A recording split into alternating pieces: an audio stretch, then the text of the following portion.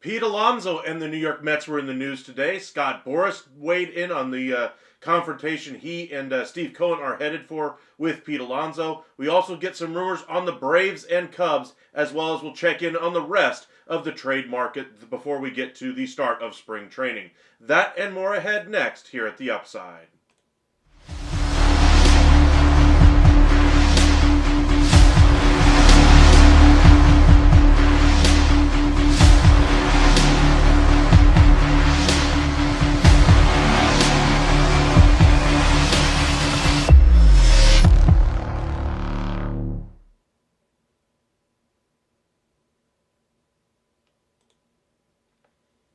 And welcome into the MLB Hot Stove Daily here at the Upside Sports Network. My name is Michael. Appreciate you guys joining us late on a Saturday evening. NFL playoffs resume again tomorrow night. Should be some great games tomorrow. Philadelphia versus Washington, Kansas City versus Buffalo. Let us know in the chat who you guys have, but let's get into the baseball here. Pete Alonso was in the news today. Steve Cohen coming out and speaking with reporters said that the Juan Soto negotiations were tough, but that the negotiations for Pete Alonso were way worse, far more exhausting and tiring. And then, of course, Scott Boras came out and had what he had to say to the media as well. But this is just kind of interesting here, back and forth with the New York Mets. Tells me that the Mets are actually sticking to some type of a budget. When Steve Cohen took over as owner there in New York, they were viewed as a team that would have no limit financially, that they would have no hard, hey, we have to stay within this, salary number because our owner says so. We were all of the belief that Steve Cohen was a fan of the team, was willing to spend. And now we get news today that negotiations with Pete Alonso are primarily based on money, no surprise there, but that Steve Cohen is the one that's balking at the prices, not necessarily the GM there. Now, of course, you don't necessarily want to spend for the sake of spending. You want to make good investments. That's how you get rich. I get all of that.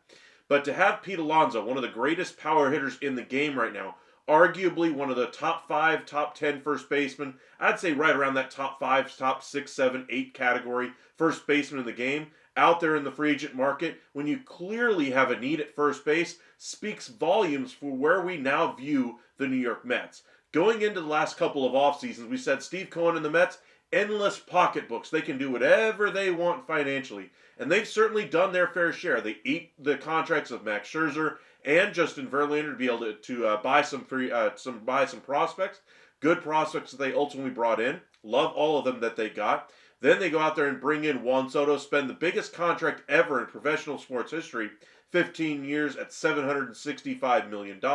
Then they continue to spend. They bring in Holmes, they bring in Manaea, they bring in Montas as well. They just have spent a really big chunk of change this offseason, and yes, that's what we kind of expected going in, absolutely. But for them to kind of now balk a little bit here at the prices for Pete Alonso is a little bit surprising. Not necessarily that it's the GM or any of the front office members that are balking at the price, but that Steve Cohen is the one balking. Outside of the last couple of years, the New York Mets, we view them as the team that's going to spend $300, $400, $500 million in payroll. They've not gotten close to that. The Los Angeles Dodgers are right now around $375. They'll probably blow past $400 before it's all said and done. They're the number one payroll in the game. Yankees are in that category. Mets and Phillies are all in that close to $300 million category. Absolutely. But if Steve Cohen, the reason for the quote-unquote Steve Cohen tax, if he's not willing to go to the level of the Los Angeles Dodgers, what does this really say for the future of the New York Mets? Do we now have to worry about their financial future, how much he's willing to really invest in that team? Is this more of a statement about what Steve Cohen is comfortable spending in that team? Or is this more of a statement for what he thinks of the first base market on the whole? Does he think that he's going to save his money for Vlad Guerrero Jr.? Does he think he's going to add another number one starter at some point down the line? All of these are valid opinions out there, and I need more information before I decide myself. But for the first time ever, I now can question how far is Steve Cohen really willing to go to spend on this New York Mets team. Absolutely, he spent the most to bring in Juan Soto. 15 for $765. Absolutely great contract for the player, and I think the contract isn't terrible from a team perspective either. However, that is a significant chunk of change, But even with that contract now on the books, with them eating the money on Verlander, eating the money on Scherzer, and now looking to probably eat the money on Marte, I just wonder if he's reached his limit for how much he's willing to spend on this roster, at least as currently constructed. Now, I'm sure there'd be a difference-making piece out there. Maybe he'd make the decision to do it. But for me, the difference-making piece right now for the Mets would be Pete Alonso. I think that offense with Pete Alonso significantly better than without. Pete Alonso is still a great threat in that lineup. Really gives some, a really good cleanup hitter behind Juan Soto, and we'll see what the Mets ultimately do. I think they're going to ultimately lose him to a team like the Toronto Blue Jays or somebody else, but we'll see where he goes. Appreciate all you guys joining us. Be sure to hit that like and subscribe if you haven't already. Follow us on X at UpsideSN and on Facebook, Upside Sports Network. Alrighty, Holly, welcome in. Cruz, Ryan, Rod, Mike, Sean, Steven, appreciate all you guys joining us this evening. Alonso leaving the Mets, I would say it's leaning that way right now.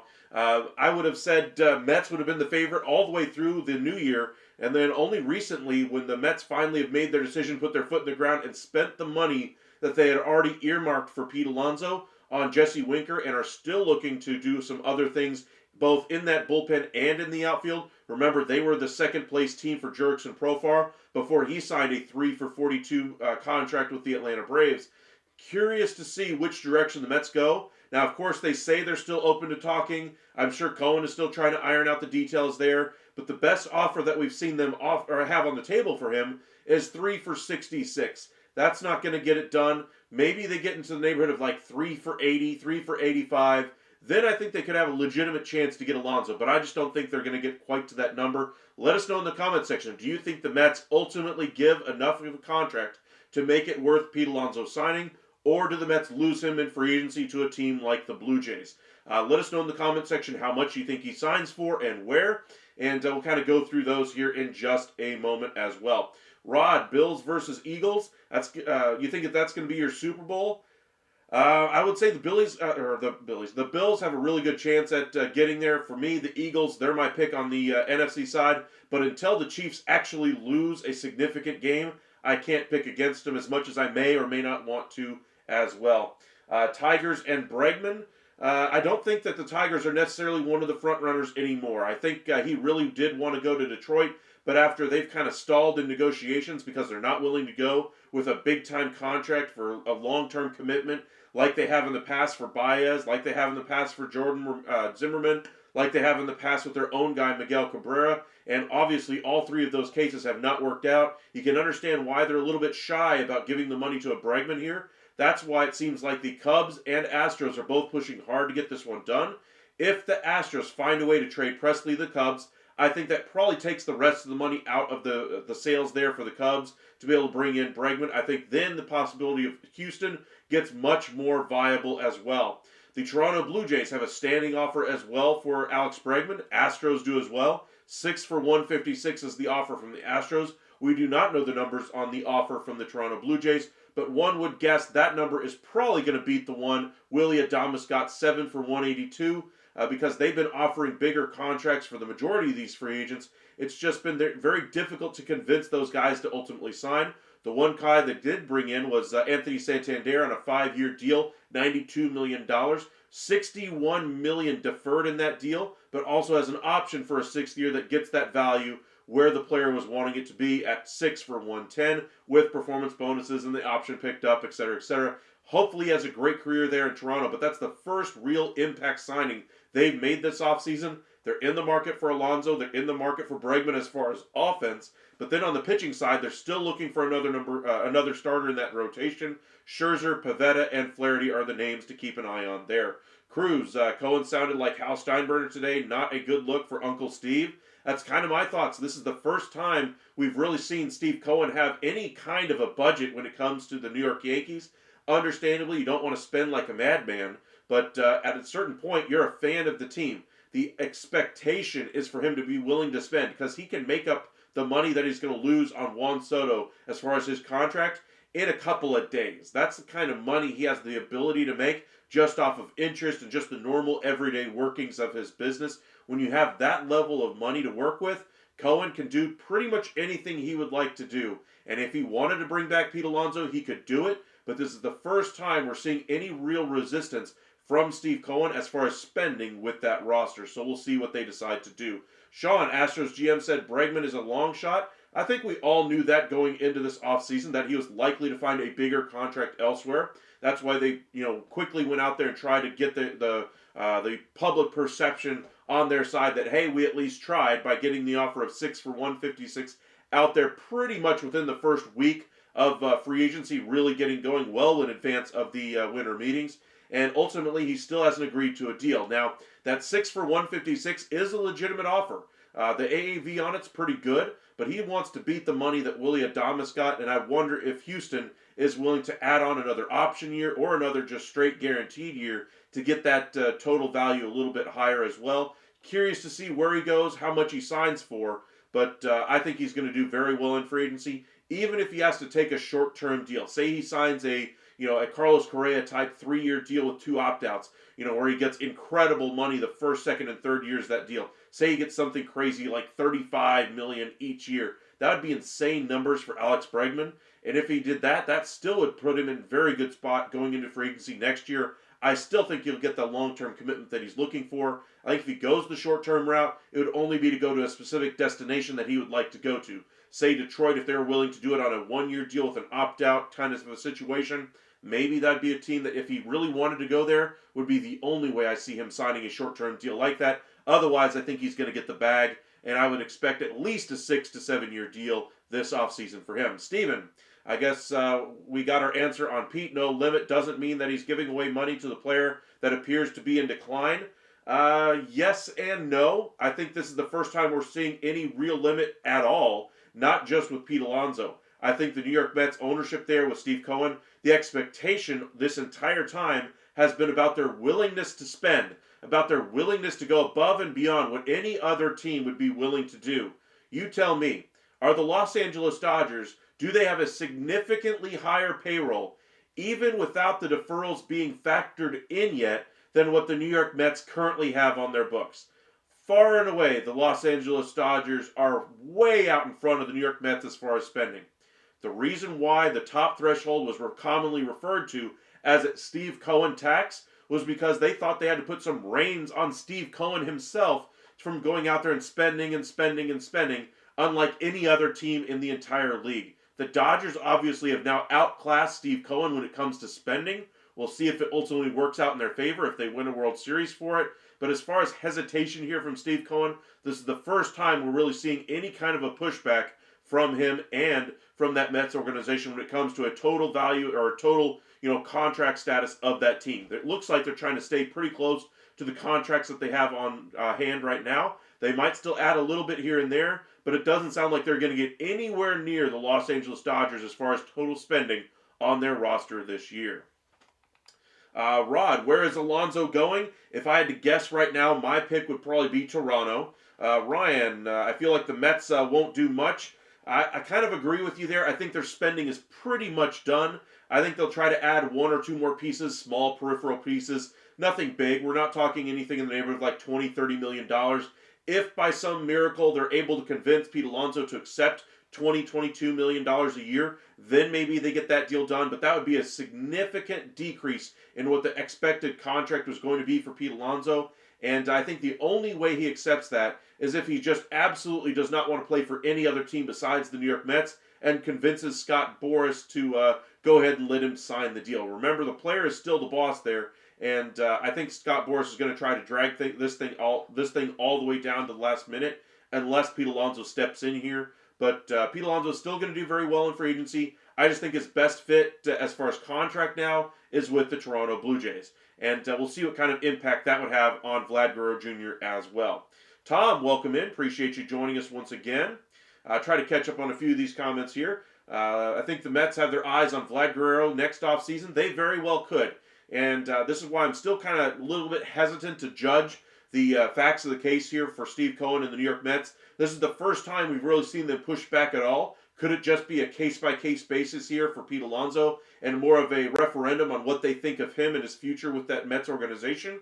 or is this just kind of the limit as far as what they're willing to spend on this team as a whole? The comments that Steve Cohen said, you could take them either way, honestly. Some of the comments referred to the total spending they already have on that roster, saying, well, we've already spent enough. Do we really need another $20 million guy, no matter who it is, including if it was Pete Alonso? Then you got the comments about, hey, this contract negotiation has been one of the worst I've ever had. The Soto deal was tough. This is worse. It's miserable. All those kinds of things. Just a whole lot of dirt being thrown on that conversation. So this leads me to believe Pete Alonso likely will sign elsewhere unless he takes a ridiculously club-friendly deal with the Mets to stay there.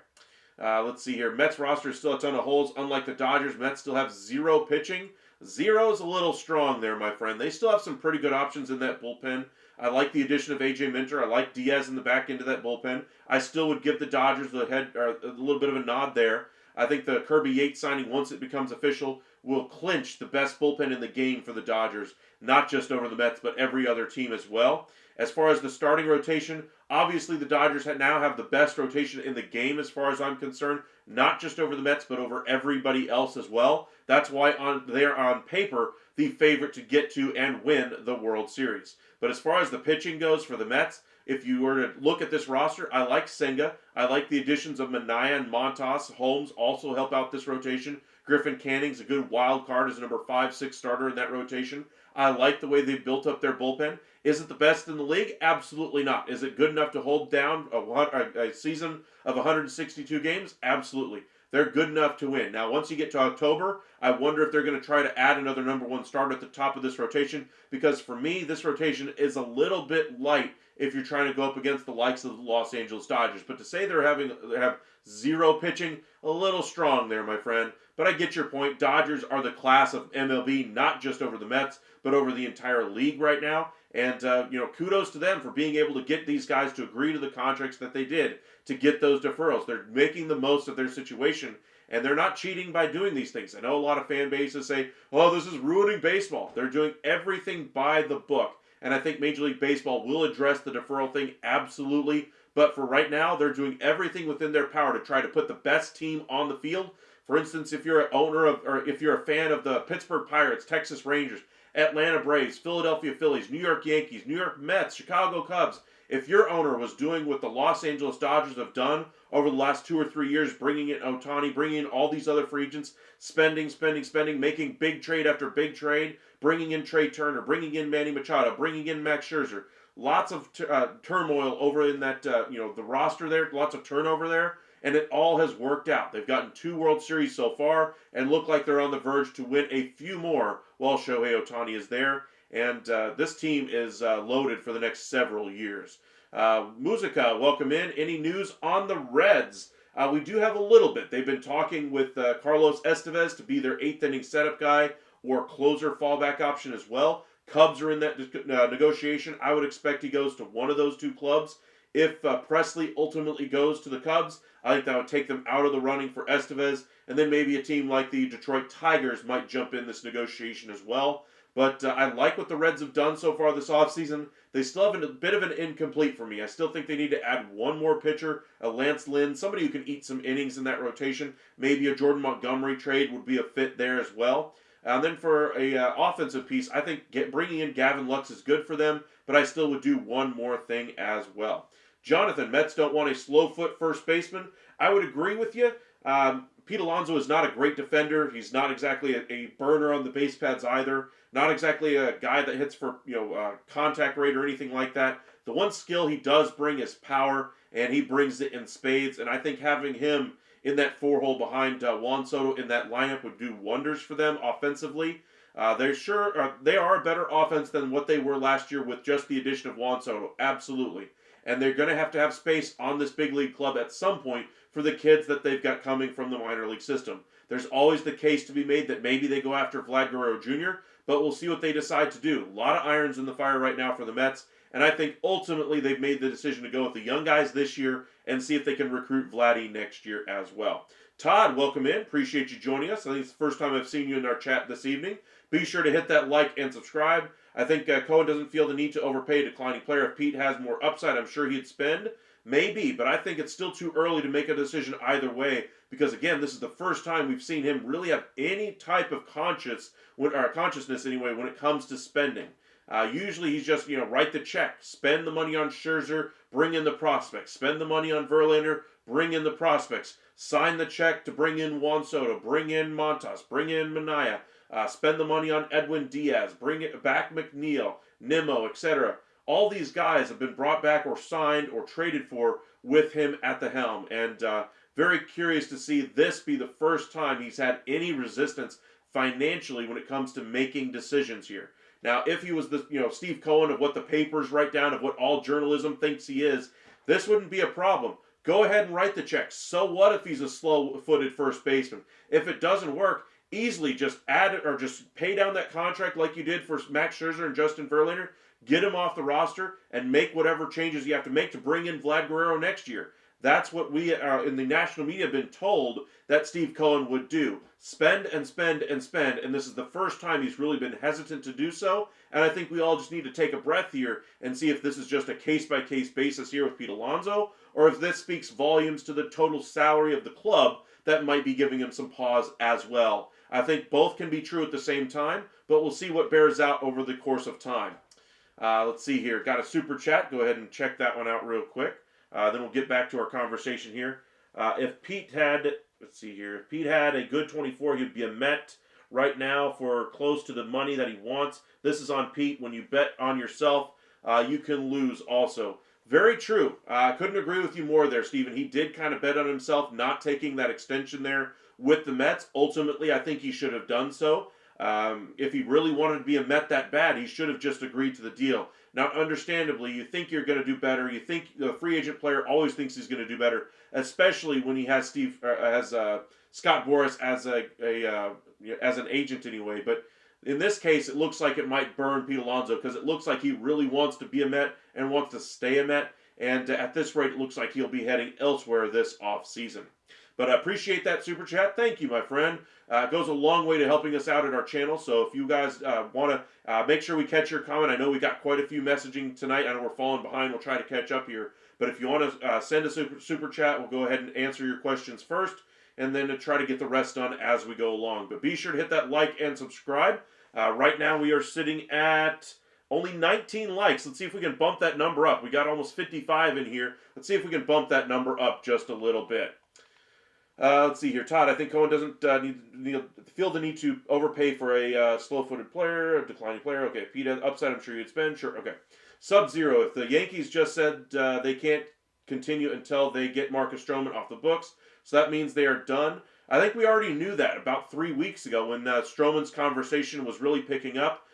There was some conversation to be had about whether Arenado would be traded and Stroman going back the other way. Obviously, that was not a fit for the Cardinals. They're trying to find a fit for Stroman first before they do anything else. Now, I still think they can add a little bit around the periphery of this team. We're talking, small contracts, $1 to $3 million deals, $1 to $5 million deals. We're not talking any type of big-time acquisitions. So that means Nolan Arenado not going to happen, at least at this point.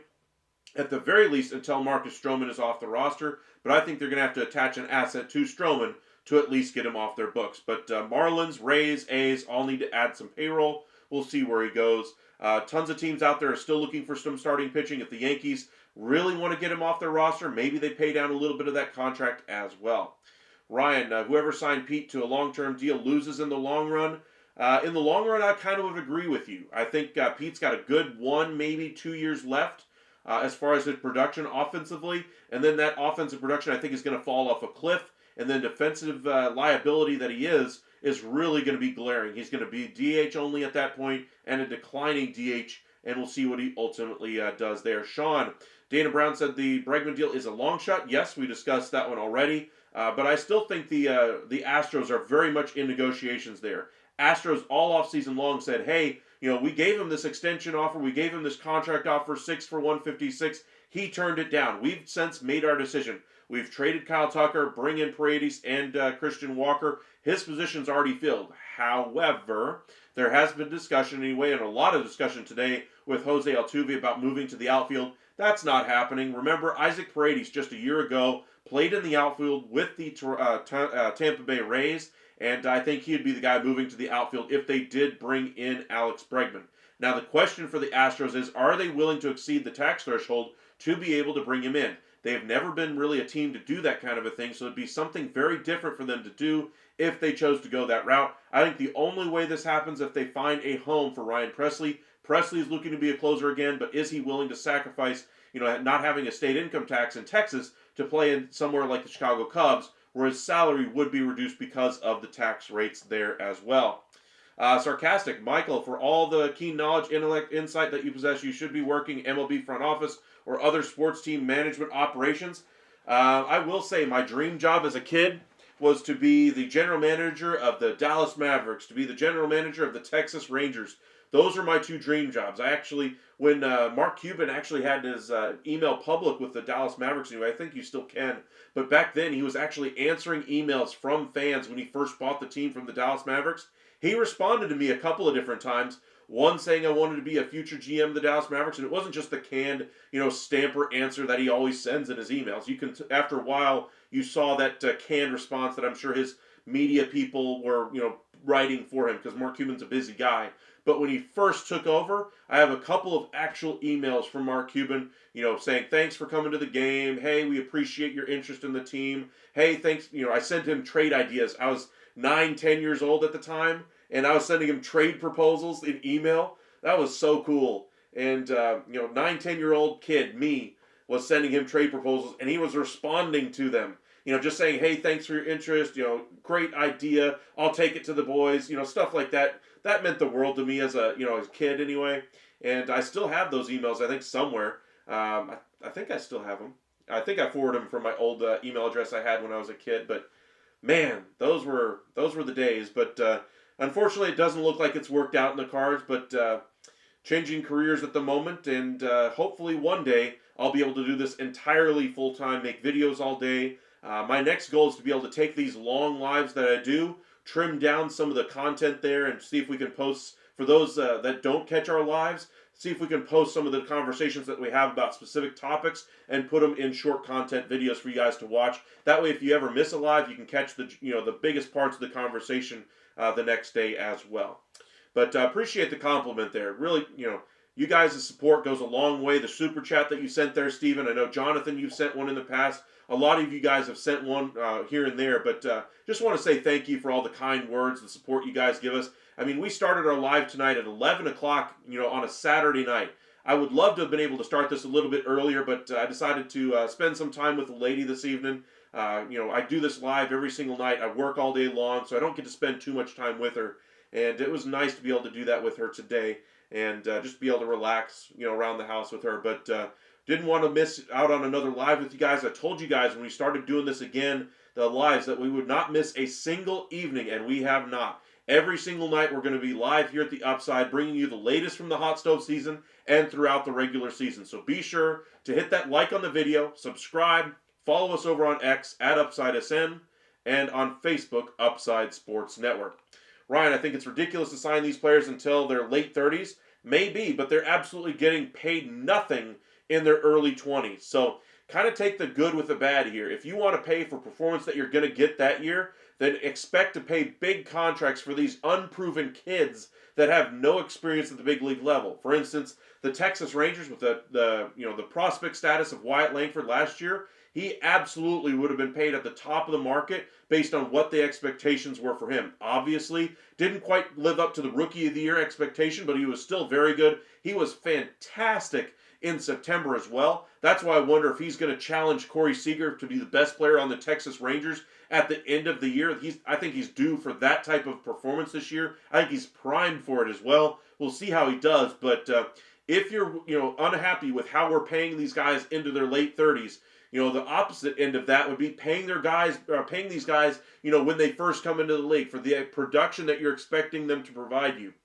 And understandably, right now, we pay for a lot of what the back of the baseball card says, but that's really changed over the last, say, 10, 15 years or so.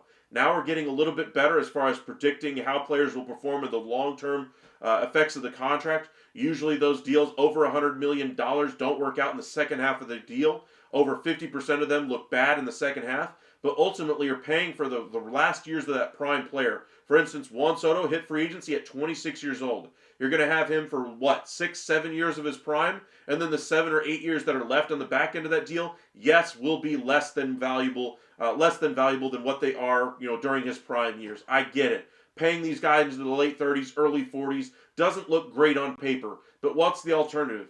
Paying some kid who's never done it before in the big league level? I mean, I get it. We all have jobs. We all have our own work that we do. For me, I do all kinds. I have my own 9 to 5 job. I know some people work in construction. Some people are lawyers. Some people are doctors and don't even sniff this level of money. But at a certain point, you are paid for what people are willing to pay you for. And our interest in the sport helps feed owners to be able to make the money that they make, and in turn they pay the players whatever they can to be able to make their product even better, to make even more money, and on the vicious cycle goes. So as much as we might not like the idea of paying these guys into the late 30s, late into their early 40s, the alternative isn't exactly an option. Alrighty, see if we can catch up on a few of these comments here. Ryan, I think it's, let's see here, Demon, let's go Yankees. We'll see if they ultimately add a piece or two, but I think Stroman is their priority right now, moving him on. Are the Mets in on Vladdy next year? I believe they will be, along with pretty much every other big market team as well. Will they sign them is another question. Again, the Nationals are going to be there. I don't think having Nathaniel Lowe on the roster would have keep them out of the running there. Giants are going to be willing to spend some money. Yankees are going to be in this discussion as well. As far as the Mets, I would put them as a, 10% chance of bringing him in. But remember, you're going to have other free agents as well. Kyle Tucker, I think the Mets' top priority next year should be that starting rotation, bringing in a number 1. Remember, Dylan Cease is going to be a free agent next year. Framber Valdez, I would expect them to try to bring in one of those guys at that point as well. Ryan, the Mets can sign all the bats they want. They aren't deep with their pitching. I would agree that they're not very deep, and that's why I think at the trade deadline they will revisit the idea of bringing in a number 1 starter at that time. For me, their pitching is a little bit light. Everybody's pitching is worse than Dodgers, in my opinion. But the Mets, they've done a nice job. Is it World Series quality right now? No. Is it good enough to get through the 162-game season? Absolutely. So I think they will address it at the deadline when these guys that are heading towards free agency will have their prices decreased just a little bit more, and they can get them at a little bit more of a discount at that point. Sergeant Hayes, appreciate you joining us once again. Honestly tired of hearing about the Pete drama. He should have taken the extension. Agree. He was originally offered maybe even the rumored 3-year, $90 million contract. I think if Pete was offered 3 for $90 right now, he would sign on the dotted line. The thing is, the Mets were offering 3 for $66. That ain't happening for Pete Alonso. That's what, $10 million less than what Freddie Freeman's getting, or at least close to it. I think he wants to get very close to the Freeman contract, if not reset the market entirely as far as AAV for a first baseman. What does that mean? The average value per year. So if you're getting a $100 million deal over 3 years, that's $33 million-ish per year. That would reset the first base contract. And remember, Scott Boras is his agent. Vlad Guerrero Jr. is coming up next year. If they reset the market for first base this year with Vladdy coming next year, you can only imagine what the numbers would then be after the result of Pete Alonso's contract this year. So something to kind of keep an eye on as far as how this contract negotiation goes with Pete Alonso and what it might mean for Vladdy next year as well. Sarcastic, let's see here. New York pizza is better than Toronto pizza. I'd agree there. I like New York pizza. I actually had New York pizza and Toronto pizza, surprisingly. But New York pizza I've had quite a few times. It was very good when I did travel there once or twice. Ryan, Montas and Manaea both are playoff chokers. I don't know about that. I don't know if you could say that about Montas yet. I mean, his injury issues have been more prevalent than anything else. If anything, you'd say he's an injury waiting to happen type of a player, but he really pitched well last year. Manaea, to me, really changed the way he pitched last year in his first year of really doing that. He had great results in the regular season. I think another year of getting comfortable with that new delivery that he has is only going to do good things for him in his future. I think he's really changed his trajectory to me. To me, I thought Manaea was more of a 3-4 type starter before he got to this season with the Mets. Last year really proved something to me, and I think if he's able to duplicate those results, maybe even improve off of them, I think Manaea could easily be a solid number 2 in anybody's rotation including a World Series champion. So Manaea is a good option there. I wouldn't go too hard after him, especially after the changes he made last year. But I do want to see another year of success from Manaea before I completely put him in that conversation as a locked up number 2 starter in somebody's rotation. Sean, where do I think Bregman ends up? Cubs, Astros, I think, are the favorites right now. Bregman, I think, is also going to have the Red Sox and Blue Jays on the periphery. Let's go ahead and say Presley accepts the deal to go to Chicago. I think at that point it becomes a 2-horse race between Toronto and Houston. I think Toronto would probably step up their offer a little bit, but I think Houston is where he would prefer to stay, and I think he would go back to Houston. If Presley does not get traded, I think he ultimately will go away from Houston, and there won't be an option to go back there, and then he goes to Chicago. But something kind of keep in mind is Kyle Tucker was his teammate there last year. Now he's a member of the Chicago Cubs. He's going to be a free agent after the year. If they sign Alex Bregman long term, at least then they would have a couple of pieces to build on for the future, Dansby Swanson and Alex Bregman, rather than then Kyle Tucker. If he left in free agency, then you're left with Dansby Swanson, who's been a decent shortstop for them. Honestly, the best one of that free agent class that signed by WAR anyway. But that entire class has really underperformed. But Swanson's been the best so far. But you'd argue that things have not worked out for the Chicago Cubs ever since they signed that deal. They tried to bring in Craig Counsell and change the culture there. That didn't work either. I think this is a make or break season right now for the Chicago Cubs and their front office there. We'll see what ultimately happens this year. Sub-Zero, I think the Yankees truly can't find anyone to take on Stroman's deal, so they are definitely done. I would agree there. The question is, can they find somebody to take his contract if you attach positive assets to it? For instance, say you attached Marcus Stroman's contract to Aaron Judge. Would somebody take that? Absolutely. Would you take Marcus Stroman's contract if it was attached to, say, I don't know, Garrett Cole? Absolutely.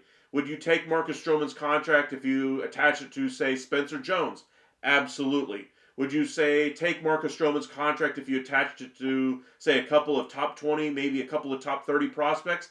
Absolutely. It's just a matter of, are the Yankees willing to attach an asset to it? Because unless they do, I don't think they're going to be able to move that deal. So I think their priority right now is to offload Stroman's deal and then see how much money they have left to be able to add to that bullpen a little bit, maybe bring in a middle infield option, platoon type of player like Jose Iglesias, and then at the trade deadline with the money that they save on Stroman, whatever's left, they use that on bringing in an impact bat at the deadline. The guy I floated out there a few times is Vlad Guerrero Jr. Rod, I wonder where Arenado will end up. I don't think we really know where he's going to end up at this point. I think some team is going to have some production issues at third, first, or DH, whether that be injury issues in spring training, whether that be whoever they signed in free agency ultimately doesn't look good going into the season. His numbers are terrible, and so they want to get a better option there at third base, first, or DH. And then we would see a new team open up for Nolan Arenado. So I think his market is still yet to develop, but I do think he will be traded before opening day. Sean, will Rizzo sign anywhere? He will. I think he's still got one more year left in his tank, but if it doesn't go well this year, he could be on the way out and be headed for retirement after this year. But I think a lot of that class of first base DH guys are going to head that way at the end of this year, unfortunately. Guys like Joey Gallo, I think they're going to be a non-roster invitee going into spring training. If they have a great spring, obviously they could latch on with the club. If they don't, this could be the swan song for their career. But I do think Rizzo will sign somewhere. I would say Cubs, Giants are teams to keep an eye on there. Ryan, it never works out paying a player until they're 38, 40, especially position players. True, the back half of the deal does not. But for me, you got to weigh the first half of the deal as well. For instance, the Texas Rangers. Would you say the contract for Jacob deGrom has worked out? Would you say the contract for Marcus Semien, Corey Seager have worked out? I would say no matter how the last several years of those deals work out, bringing home a World Series for the first time ever to the Texas Rangers, absolutely worth the investment of bringing those guys in, even if you're signing guys into the late 40s or into their late 30s, early 40s. And if you're talking about a team like the New York Yankees, Mets, Dodgers, etc., those markets can usually handle those contracts for those older players as well. That's how they really keep their production going over the years. I mean, they take advantage of these smaller market teams not being able to pay some of their older veteran players. They might not have as much of a contentious or a contending window with that player, as much of their prime left on that contract, but they still get the player, and they're hoping to a rebounded performance, which is what they're hoping for right now out of Paul Goldschmidt, or you're hoping or guys like Cody Bellinger rise to the occasion and become the MVP level player they were at one point. Now, you're paying for the back of the baseball card a lot in these free agent deals, just something to kind of keep in mind. The other alternative there is paying guys when they first come into the league, and that's not an option, at least at this point. Lucas, baseball contracts need to be controlled. They need a 6-year limit to control links. I mean, that would be something that would have to be argued with during the collective bargaining agreement. Maybe if you're trying to get to a give and take anyway, if teams wanted to have a 6-year limit on the contracts, the players would have to get something in return. So maybe they would have to give up the idea of an international draft to do something like that. Maybe they'd have to get a salary floor at least for the Players Association. There's all kinds of things that are going to go into that CBA negotiation. If you wanted a 6-year limit, maybe that's one way to do it there. But Rod, my dream job would be to play in the NHL, but that didn't work out, so I get it. Yeah, I mean, a lot of us hope to play on the field, but for me, I just love the transaction game. Part of the reason why I named my channel Upside Sports Network was because I like to focus on the quote-unquote upside. I was trying to play around with different names that would actually work for what I like to talk about, and that's a lot of trades. I like to talk about the speculation, trade rumors, where players are going to go, the contracts they signed for, a lot of the business off the field or off the court. I like to focus on those types of things rather than just the play on the court. I'm not a highlight show. I don't like doing just highlights. I mean, sure, I'll do a short video and say, wow, look at what Jamar Chase did. 3 touchdowns, 250-something yards, 15 catches, whatever. I'll do something like that. But the primary objective of this channel is to focus on all the different avenues, we're seeing as far as acquiring talent. For instance, NHL just had one of the greatest trades you've ever seen in NHL history during the season. 2 star players end up going to the Carolina Hurricanes. That's the kind of stuff I like to talk about. MLB, we're talking about Alex Bregman in the middle of January. We're talking about MLB free agency, not stuff that's actually going on the field.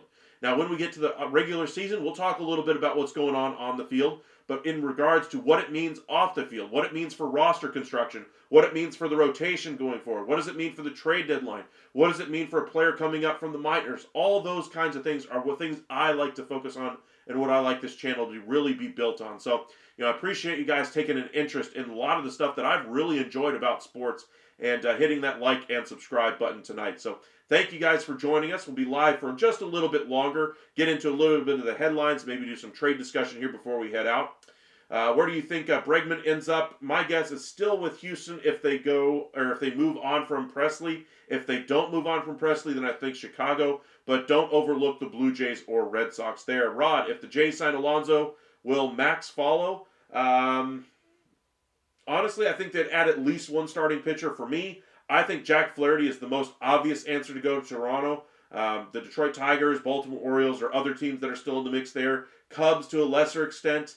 But for me, I think Toronto, if they get Alonso there, that would be a great sign for them as far as trying to retain Vlad Guerrero Jr. I don't see this as a, hey, we brought in Pete Alonso, now we can't afford to bring back Vlad Guerrero Jr. That will look to trade him. I don't think that would happen because Vlad has already said he's willing and is actually excited about possibly playing third base next year.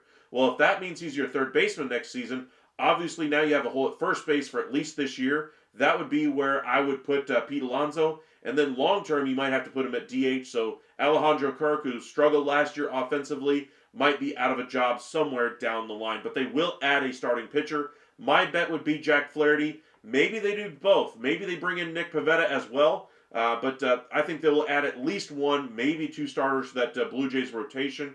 And if they get Alonso, I think that would have no bearing on whether or not they move on from Vlad Guerrero. I think it would actually help their chances because it's showing investment in that team. And it sounds like Vladdy is very open to playing third base, even wants to play the position as well.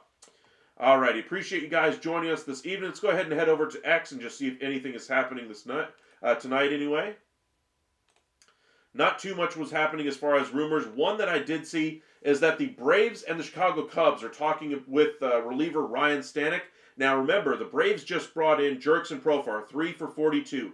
They're not going to be able to spend a whole lot in that bullpen. For me, Stanek's probably going to get a $5 million, $6 million commitment.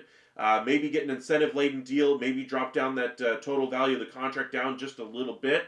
But it's interesting that the Braves are in there for Stanek because they still, for me, need to add at least one, maybe two relievers, and maybe a long relief option who can also start in a pinch. Guys like Jose Urena. The Braves have roughly $20-ish million to spend. They spent, what was that on Profar?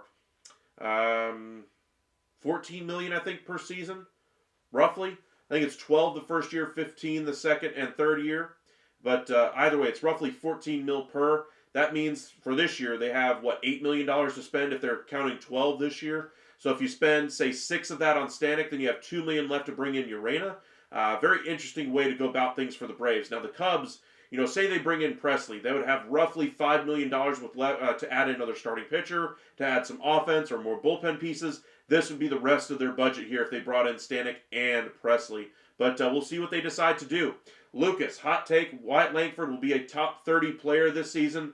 Honestly, I don't think that's too hot of a take. I am thinking Wyatt Langford is going to absolutely go off this year.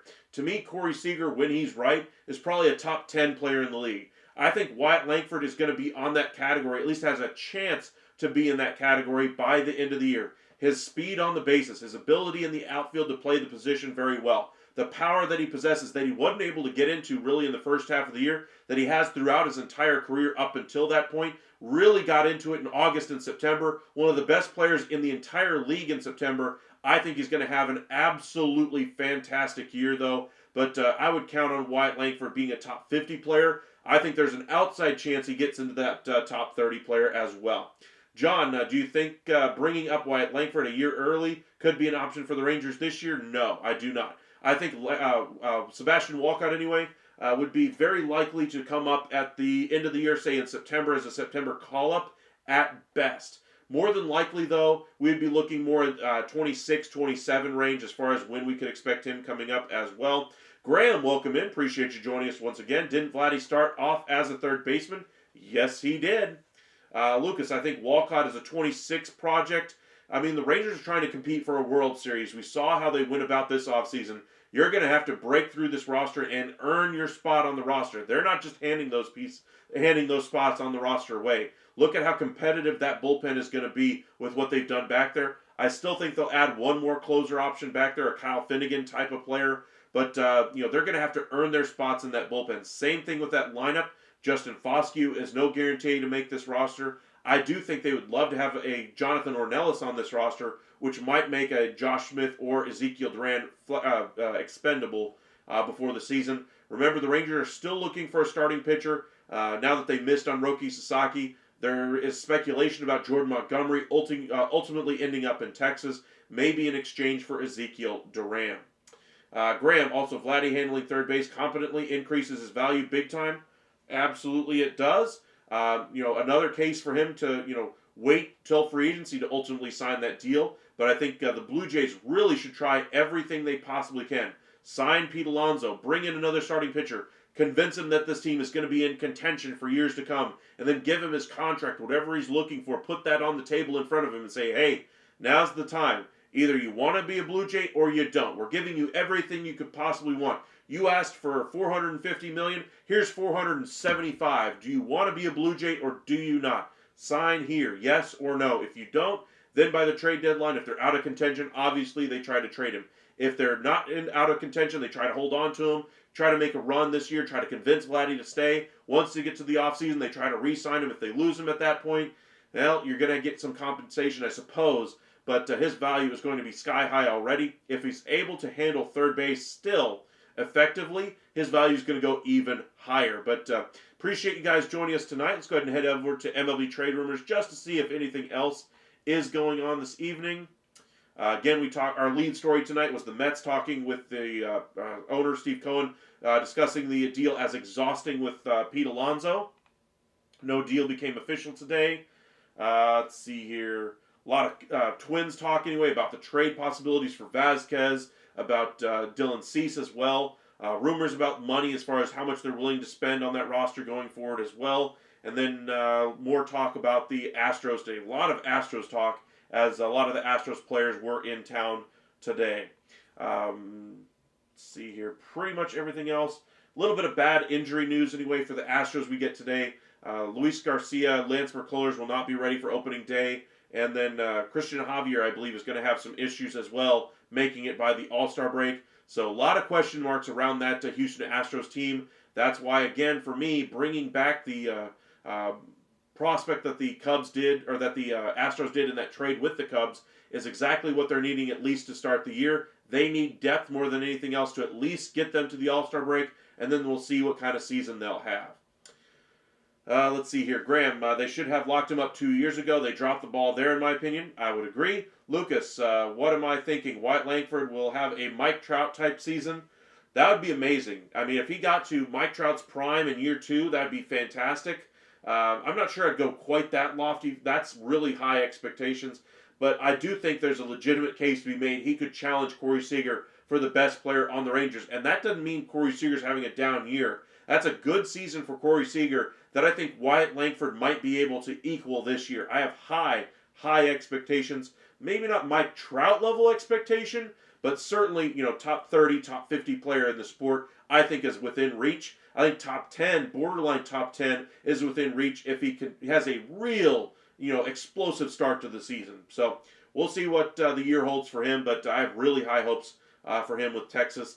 Let us know in the comment section, what some of your trade ideas are. We'll try to get to some of those tomorrow. Got some work that I actually have to do tomorrow, unfortunately, on a Sunday. So I will only be limited to one live tomorrow evening. Unfortunately, it'll be the second Sunday I haven't gotten to do our morning live. But again, every single day, I told you guys we'd be live around 8, 9 o'clock as we bring you the latest from MLB's Hot Stove. We will do so again tomorrow. So be sure to join us then. Thank you guys for joining us this late and sticking with us. Appreciate all your support that you guys have given us. Thank you, Stephen, once again for the super chat there. Will Bregman be signed before spring training? Yes, I think Bregman could very well sign, during the Philadelphia Eagles game tomorrow. I'm expecting him to be done by Monday. I do not think this thing will last much longer because all the teams that are in on Bregman are already there. We already know pretty much the contract numbers. I think the only way, this contract does not get done if the contract offers just, are nowhere near his expectation, and then this thing could take a very long time. But I do expect this deal to come to fruition sometime within the next couple of days. Honestly, it's going to be right in the middle of when I'm working, just the way things just seem to work out lately. I do expect him to get signed, though, in the next couple of days. Mike Trout had like a 10 WAR in his rookie year. He was insane. Yes, he was. That's why I'm not trying to put that level of expectation on him, but I am saying he could very well have like a 7, 8, maybe even push a 9 WAR season. All of those are very reasonable options for Wyatt Langford to get to. I think he's going to absolutely do fantastic this year. Really high hopes for him. Graham, I don't know if you will agree, but I'd give Cohen credit for what he said, and that coming from a Yankee. I mean, I get it. As far as, this is the first time we've ever heard Steve Cohen talk anything about budget constraints. And he talked about it in reference to Pete Alonso, about them not willing to go to the market value of what Pete Alonso thinks he's worth of $30 million a year. Remember, the Mets' best offer to him so far has been 3 for $66. That's $22 million per year, well beneath what Freddie Freeman's getting. They're trying to raise the highest ever value as far as average annual value for a first baseman ever. This ain't sniffing it. And I think he's ultimately going to be bound elsewhere. I think the Mets have pretty much moved on. I wouldn't say they've closed the door on it. I think if he's willing to come back at a very deep discount or on a strictly one-year deal, no opt-out, or a team option for the second year, then I think he could have a chance to go back to the Mets. But he really should have signed that extension. Rod, do you think Pete will sign within 2 weeks? I do. To be honest, 3 for $66 is kind of embarrassing. Yes, it is. Especially when you look at the contract extension offers he's had in the past as well. Alrighty, thank you guys for joining us. We'll be live with you guys again tomorrow night. Thank you guys for all the likes on the videos that we made over the last couple of days as well. Goes a long way to helping out our channel. Thank you guys for liking this video as well. We got it up to 28 right now. Let's see if we can bump it up to 30 before we head out here in the next 30 seconds or so. But appreciate all you guys joining us this evening. We'll see you guys again tomorrow night. Stay safe out there, everybody. Y'all have a great one.